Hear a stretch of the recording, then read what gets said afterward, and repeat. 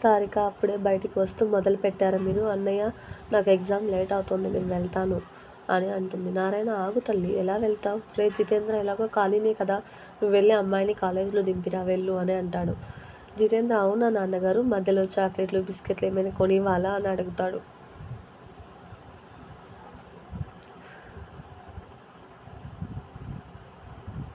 కైలాష్, రాగిణి, మృదుల, జీవిక నవ్వుతూ ఉంటారు.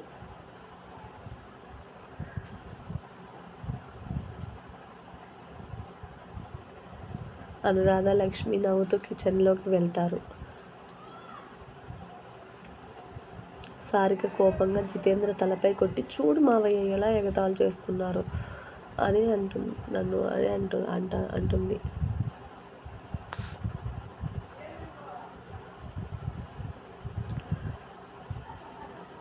నారాయణ చెప్పింది చెయ్యి, అమ్మాయిని పిలుచుకొని వెళ్ళు అని అంటాడు.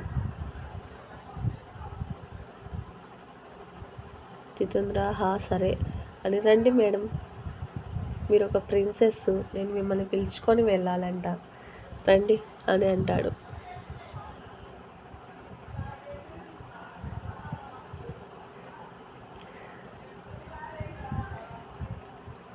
సారిక నవ్వుతూ అందరికీ బాయ్ చెప్పేసి జితేంద్ర బైక్ ఎక్కి కూర్చుంటుంది.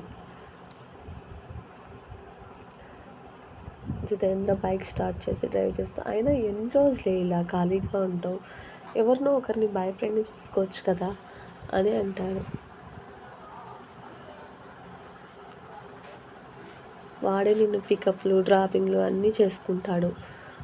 సారిక నవ్వుతూ, ఏంటి బావా, ప్రేమ పేరుతో వాడిని యూజ్ చేసుకోమని చెప్తున్నావా నువ్వు అని అంటుంది.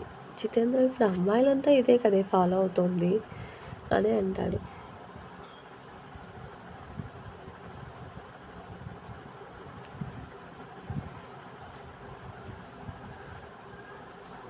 అందరూ ప్రేమ పేరుతో సొంత అవసరాలకు అబ్బాయిల్ని వాడుకుంటున్నారు అని అంటాడు.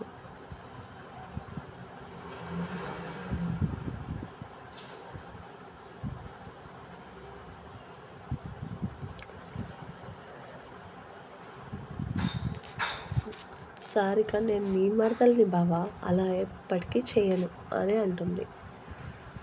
పికప్ డ్రాపింగ్ కోసమైతే ఓలా బైకోడు ర్యాపిడో వాళ్ళు ఉన్నారు కదా బావా, దానికెందుకు ప్రేమ అనే పేరు చెప్పి వాళ్ళని యూజ్ చేసుకోవాలి అని అంటుంది.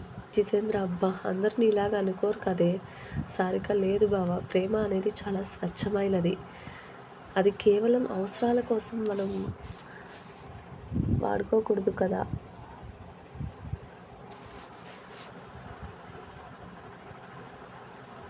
జితేంద్ర కాలేజ్ రాగానే బైక్ ఆపుతాడు. సారిక, ఎప్పటికీ నువ్వు ప్రేమని ఇలా చీప్గా మాట్లాడి దాని విలువ తీయొద్దు బావా అని అంటుంది.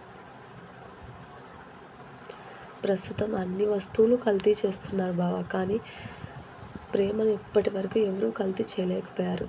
జితేంద్ర, అబ్బో అని అనుకుంటే, నీకేం తెలిసే ప్రేమ గురించి అంతగా చెప్తున్నావు.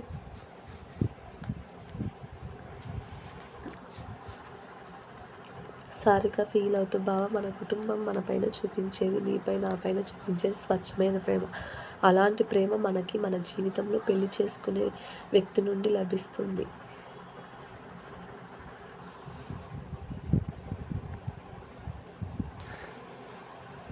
ఇంకెప్పుడు ప్రేమ అనేది కేవలం అవసరాల కోసమని మాత్రం అనద్దు బావ అని అంటుంది.